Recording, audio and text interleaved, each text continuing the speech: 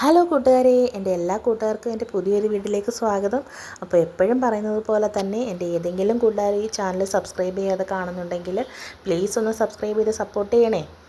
അപ്പോൾ അതുപോലെ തന്നെ അടുക്കളയിലേക്ക് വന്നിട്ടുണ്ട്. അപ്പോൾ ആദ്യം ഞാൻ ചായക്കുള്ളത് വെച്ചിട്ടുണ്ട്.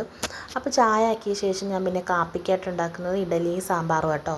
അപ്പോൾ ഞാൻ കഴിഞ്ഞ ദിവസം എടുത്ത് വെച്ചിരുന്ന ഇഡലി മാവ് കുറച്ച് അധികമായിപ്പോയി. അപ്പം ബാക്കി വന്ന മാവ് ഞാനെടുത്ത് ഫ്രിഡ്ജിൽ വെച്ചിട്ടുണ്ടായിരുന്നു. അപ്പോൾ അതുകൊണ്ട് ഇഡലി ഉണ്ടാക്കുവാണ്. പിന്നെ കുറച്ച് പച്ചക്കറി കൊണ്ടുവന്നിട്ടുണ്ട്. അപ്പോൾ അതുകൊണ്ടൊരു സാമ്പാറും വെക്കാമെന്ന് കരുതി. അപ്പോൾ ഞാൻ ഒരടുപ്പിൽ ഇഡലി പാത്രത്തിൽ വെള്ളം വെച്ചിട്ടുണ്ട്. ഒരടുപ്പിൽ നമ്മൾ കഴിഞ്ഞ ദിവസത്തെ മീൻകറി ഒന്ന് ചൂടാക്കാൻ വേണ്ടി വെച്ചേക്കുവാണ്. പിന്നെ ഞാൻ കുറച്ച് മാവായിട്ട് ഇഡ്ഡലി തട്ടിലോട്ട് ഒഴിച്ചു കൊടുക്കുന്നുണ്ട്.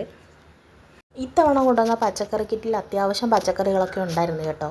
അപ്പോൾ അതിൽ 2 സൈസ് ക്യാബേജ് ഉണ്ടായിരുന്നു. ഒന്ന് വൈറ്റ് കളറും ഒന്ന് പർപ്പിൾ കളറും. അപ്പോൾ ദാണ്ട് ഇതാണ് കേട്ടോ ഞാൻ പറഞ്ഞ പർപ്പിൾ കളറിലെ ക്യാബേജ്, മറ്റേത് വൈറ്റ് കളറിലെ.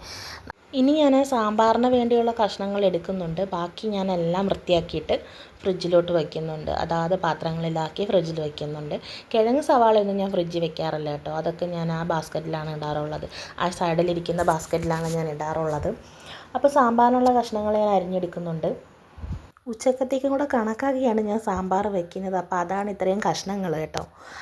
ഇഡലി പാത്രത്തിൻ്റെ അടപ്പിലുള്ള ആ സംഭവം പോയി കിടക്കുന്നത് കൊണ്ട് നമുക്ക് പെട്ടെന്ന് പൊക്കിയെടുക്കാൻ പറ്റുന്നില്ല, നമ്മുടെ കൈ പൊള്ളും. അപ്പം ഞാൻ അതുകൊണ്ടൊരു പിച്ചാത്തി എടുത്തിട്ട് അതൊന്ന് ജസ്റ്റ് ഇളക്കി, അങ്ങനെയാണ് ഞാനിപ്പോൾ അതിലേന്ന് എടുക്കാറുള്ളത് കേട്ടോ.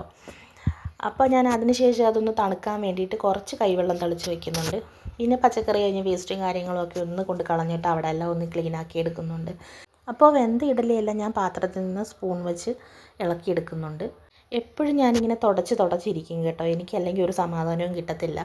ചിലപ്പോഴൊക്കെ ആണെങ്കിൽ അടുപ്പിൽ എന്തെങ്കിലും സാധനം വച്ചിട്ട് അതിൻ്റെ ഇടയ്ക്കൂടെ കയറ്റി ഒരു തുണി എടുത്തിട്ട് ഇങ്ങനെ തുടയ്ക്കും. കൈ പൊള്ളുന്നിടം വരെ ഞാനിങ്ങനെ ചെയ്തുകൊണ്ടിരിക്കും കേട്ടോ. ഇത് സാമ്പാറിനകത്തിടാനുള്ള വെണ്ടയ്ക്കയും തക്കാളിയും ഞാൻ പ്രത്യേകം ഒന്ന് കട്ട് ചെയ്ത് മാറ്റിയതാണ്. ഞാൻ സാമ്പാർ വയ്ക്കുമ്പോൾ അതിൻ്റെ കൂട്ടത്തിലിടാറില്ല.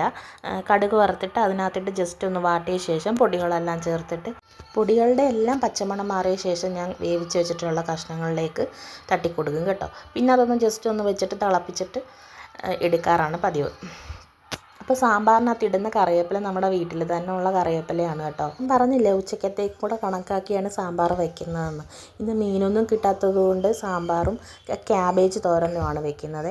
അപ്പോൾ കഴിഞ്ഞ ദിവസത്തെ മീൻകറി കുറച്ച് ഇരിപ്പുള്ളത് കൊണ്ട് അത് ഞാനൊന്ന് ചൂടാക്കി എടുത്തിട്ടുണ്ട്. അപ്പോൾ ഇതൊക്കെയാണ് ഇന്നത്തെ കറികൾ ഉച്ചക്കത്തേക്ക്. മക്കൾ സ്കൂളിൽ നിന്ന് തന്നെയാണ് ചോറ് കഴിക്കാറ്. അവർക്ക് ഉച്ചയ്ക്ക് അവിടെ നിന്ന് കഴിക്കാനുള്ള പ്ലേറ്റ് മാത്രം കൊടുത്തു വിട്ടാൽ മതി, പിന്നെ കുടിക്കാനുള്ള വെള്ളവും. സാമ്പാറിലേക്കുള്ള മസാലയെല്ലാം ഞാനപ്പോൾ കടുക് വറുത്തെടുത്തിട്ടുണ്ട്. അപ്പോൾ അതിനി ഒന്ന് അടുപ്പിൽ വെച്ചൊന്ന് തിളപ്പിച്ചെടുക്കണം. ഇഡലി സാമ്പാറൊക്കെ റെഡി ആയിട്ടുണ്ട്. അപ്പോൾ മക്കൾക്ക് കഴിക്കാൻ വേണ്ടിയാണ് ഞാൻ പാത്രത്തിലേക്ക് ആക്കുന്നത്. അപ്പോൾ അവരത് കഴിച്ചോളും. അതിനുശേഷം ഞാൻ അവരെ 2 പേരെയും സ്കൂളിൽ കൊണ്ടാക്കിയിട്ടാണ് വന്നിട്ട് പിന്നെ ഞാൻ കഴിക്കുന്നത്. അപ്പോൾ അതൊന്നും എനിക്ക് വീഡിയോ എടുക്കാൻ പറ്റിയില്ല. ചോറ് വയ്ക്കുന്നത് ഞാൻ പുറത്തടുപ്പിലാണ് കേട്ടോ. അപ്പോൾ തീ കത്തിച്ചിട്ട് ഞാൻ കലത്തിൽ വെള്ളം വെച്ച് കൊടുക്കുന്നുണ്ട്. അപ്പോൾ അതിന് ശേഷം ഞാൻ കാപ്പി കുടിക്കാനായിട്ട് വന്നേ. കാപ്പി കുടിച്ച് കഴിഞ്ഞപ്പോഴത്തേക്കും ചോറിനുള്ള വെള്ളം തിളച്ചിട്ടുണ്ടായിരുന്നു. അപ്പോൾ ഞാൻ അരി കഴുകിയിടുക കേട്ടോ. പിന്നെ അകത്തോട്ട് വന്നിട്ട് കുറച്ച് പാത്രങ്ങളൊക്കെ കഴുകാനുണ്ടായിരുന്നു. അപ്പോൾ അതെല്ലാം ഒന്ന് കഴുകി പറക്കി വെച്ച് അപ്പോഴേക്കും അരി തിളച്ച് വന്നിട്ടുണ്ട്. പിന്നെ ക്യാബേജ് തോരൻ വെക്കണം, അതൊന്ന് കൊത്തിപ്പൊടിച്ചെടുക്കുന്നുണ്ട്. കുറച്ച് തേങ്ങ തിരുമ്മി എടുത്തിട്ട് അതൊന്ന് തോരനാക്കി കൈകൊണ്ട് ഇവിടെയാണ് ഞാൻ ചേർക്കുന്നത്. അപ്പോൾ തോരനും ആയിട്ടുണ്ട്. ഇതിൻ്റെ ഇടയ്ക്ക് ഞാൻ കുറച്ച് നാരങ്ങ പിഴിഞ്ഞിട്ട് കുടിക്കുന്നുണ്ട് കേട്ടോ, നാരങ്ങ വെള്ളമായിട്ട്. പിന്നെ കുറച്ച് കഴിഞ്ഞിട്ട് ഞാൻ ചോറുണ്ട്, സാമ്പാറും തോരനും മീൻകറിയും കൂട്ടി കുറച്ച് നേരം റെസ്റ്റ് എടുത്തിട്ട് മക്കളെ വിളിച്ചുകൊണ്ട് വന്നു.